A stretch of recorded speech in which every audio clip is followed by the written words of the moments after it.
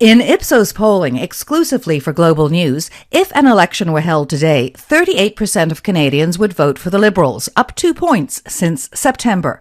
Erin O'Toole's Conservatives would see 32% support, up 1 point since last month. 17% of Canadians would vote NDP, down 1 point. 7% are for the Green Party, up 2 points.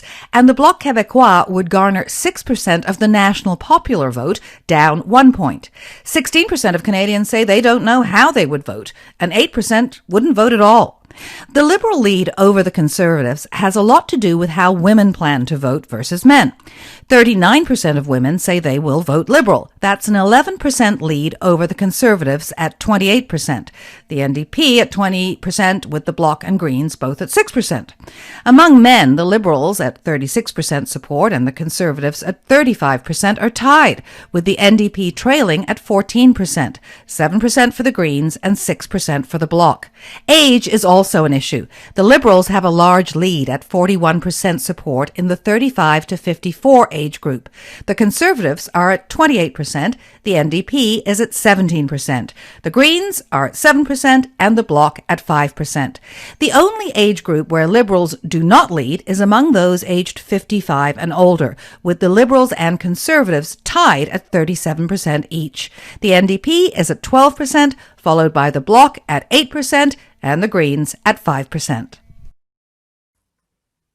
Well, what we're seeing right now is that the Liberals have taken a bit of a bounce since their speech from the throne.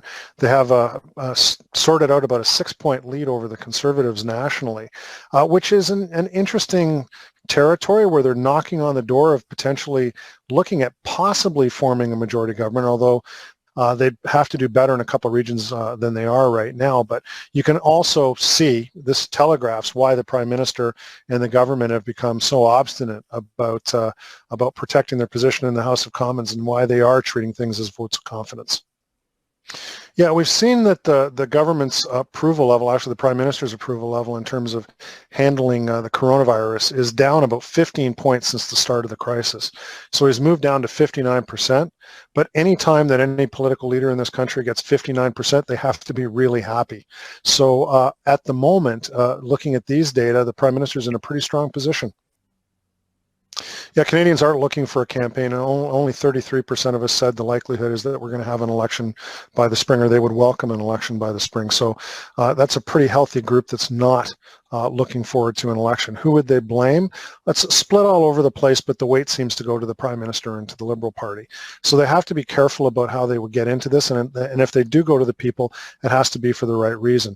But the other thing that we know, based on previous experiences, people tend to get over how the election was caused pretty quickly, and they get into the dynamics of the election soon after probably the first few days, and we forget about why it was called. So I don't know that it necessarily represents any great impediment to the government going anytime soon, but the truth is it's not something that will be welcomed by Canadians, and it's pretty clear who they would blame in terms of causing the election.